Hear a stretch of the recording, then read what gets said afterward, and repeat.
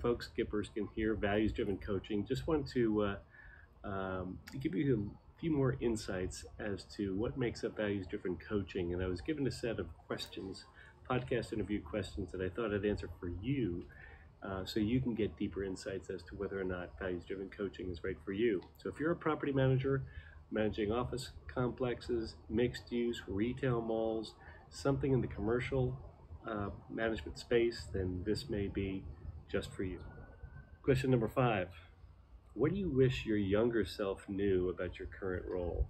Oh boy, time travel. What do you do with that one? It's tempting to want to go back and say, if I could do it all over again, if I only knew back then what I know now. And again, my mentor taught me that there is nothing that's in the way. It's just on the way. So whatever tough lessons were learned, whatever mistakes I made, they were learned. They were there for a reason to help me become my authentic self, help me learn the tough lessons, to challenge me, to get me think more creatively, more objectively, to create clarity as to, well, that couldn't be the right path, and that's not the right path, and I keep on bumping my head against this one. And so what do I believe my younger self would really, let me read this again just to make certain I answer the question properly. What do you wish your younger self knew about your current role? So my role as a coach, I wish my younger self knew that I'm innately happy doing what I do. It is my highest value, is to teach and coach and mentor, and to share my experiences and knowledge and wisdom with those who can benefit from them. And perhaps they can then share their knowledge, wisdom, experience with others so that others can benefit. So it's a concentric circle of profound pass down, so to speak. So I wish my younger self could recognize that innate desire. However, I do want to caution people by trying to live in the past and say woulda, coulda, shoulda, and those types of things. My younger self may not have had coaching as a highest value. Your values change throughout your life. When I was a young father, my children were my highest value. They're all I could think about. Their well-being, their nutrition, their sleep or lack thereof, their enjoyment, their exposure, their socialization, all the things we have. Puppies coming in and birthday parties and gatherings and photos and things that they really grew from these various different experiences. Coaching was not my highest value then. It might have been teaching in some way, shape, or form, to teach some wisdom to them. However, I was just concerned about being a dad. I just wanted to be a good dad for them. I wanted to be present for them. I wanted to be there for them. I wanted to share my sense of humor with them, which they have. And even though they were born in Texas, I was from New York, they have a New York sense of humor. I'm not laying claim to it, but I'm just thinking that they were smart enough to kind of pick that up as far as their sponge goes during those young years. And so they don't think like other Texans that they are around. So it's very, very endearing to see that. But I do think that my younger self would be very, very beneficial if I knew I was going to get into coaching, that they could start to lay the framework back then. But there again, I learned some very tough lessons in my professional career. I was blindsided by 3 different terminations that I did not see coming.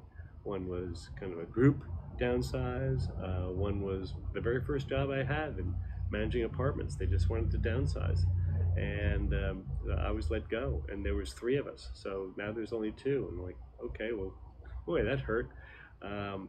And then I bounced back and I went into retail and I doubled my income, and I'm like, wow, that was the best gift I ever could have had.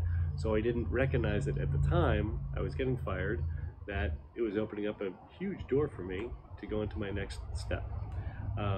But some of the other lessons that I didn't see coming was at the pinnacle of my career.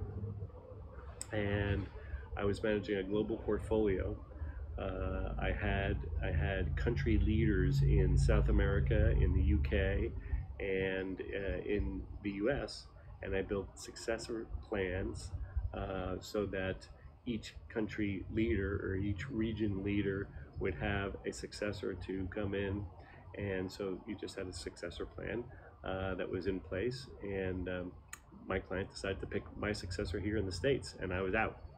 No warning, no nothing.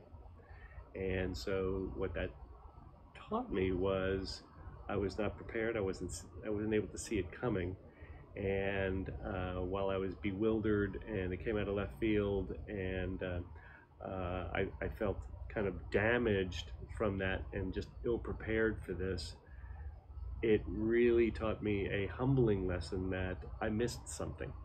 My peripheral vision was not grand enough to see and embrace all the opportunities that I had, and then also to embrace how to recognize my vulnerability being 100% reliant upon traditional employment. So from that day forward, I vowed never to be 100% reliant upon traditional employment, and thus began my consulting and coaching career, and I just love it. So I am a full-time property manager, and I'm a full-time coach, and I work nights and weekends because I love it. I used to work nights and weekends, so I didn't have to work nights and weekends, but now I do it because this is my passion. This is where I play, and it doesn't matter if I get paid for it or not. It doesn't matter if I coach you or not. I just would love to be able to share some of my wisdom with you that hopefully you can see some innate desire in yourself that said, yeah, this is what I'm after, or I'd like to discover this, or I need some clarity here. And so all of these questions, and there's a lot more questions that I will not answer in this particular video, but I do want to just leave you with this parting thought that says, if you're all in a place where you are uncertain as to what your next step is, or you are 100% reliant upon traditional employment and you don't like that, or you find yourself spinning your wheels and not getting the recognition you deserve, or you feel like a red-headed stepchild because you're on site or on a small portfolio, or something that is not in the purview of those decision makers who can actually advance your career for you. If you're feeling stuck in any way that says, I'm ready to kind of recognize what it is that I'm here to do innately and without any formula that says, don't do this, do this. No, it's doing what you love, what is already in you, what is coming true for you and showing signs and evidence that it's already materializing. I'm just bringing it out and spit shining it and clarifying it so you can say, ah, that's me. And then from there, let's talk about where you go from there and how you can expand on your clarify your vision and really differentiate yourself with 2 feet standing firmly on the ground in authenticity. And let's awaken that leadership in you. And then from there, let's transfer all of that philosophy and that vision and that inspiring, to your team, and have them recognize their own values and have them see how what it is that they do every day actually is in fulfillment of their highest values. And if it's not recognizable, then let's recognize it and let's link it like that and give them an instant sense of gratification. And every time they do that particular task that's been linked to their highest value, they'll want to do more of that. And how inspire them? And how about when you hire from outside, how can you allow that particular candidate to actually see how the role that they're going to be doing and the functions of that role is going to help them achieve their highest value? When you make that link, it's like, wow, I want to work here. This is wonderful. And so there's the team strengthening part.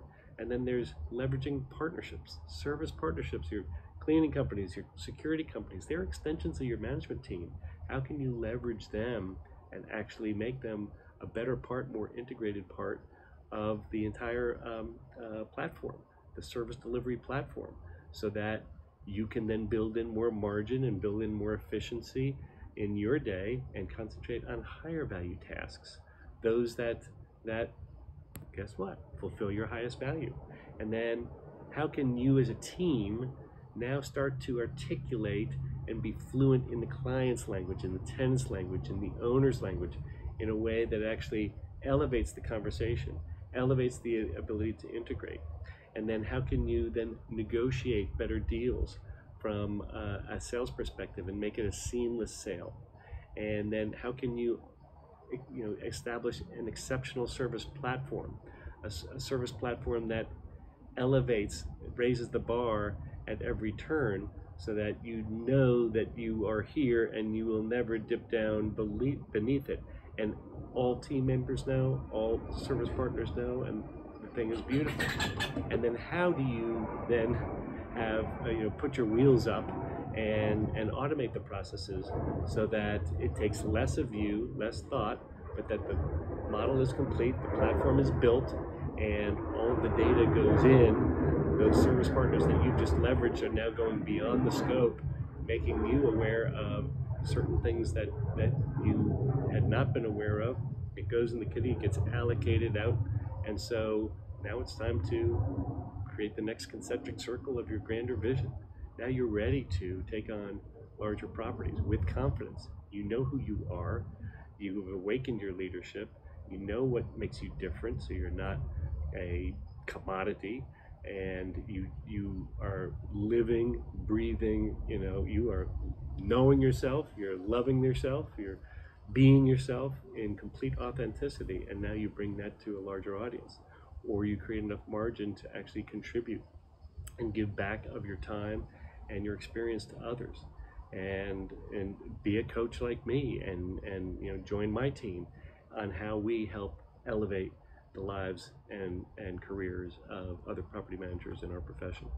So it's a wonderful place to be when you see and you have that recognition, and it's also a wonderful thing to embrace, is that if you didn't really know and you weren't ready to really identify or you aren't able to recognize what's keeping you stuck, it's a beautiful way to just start here.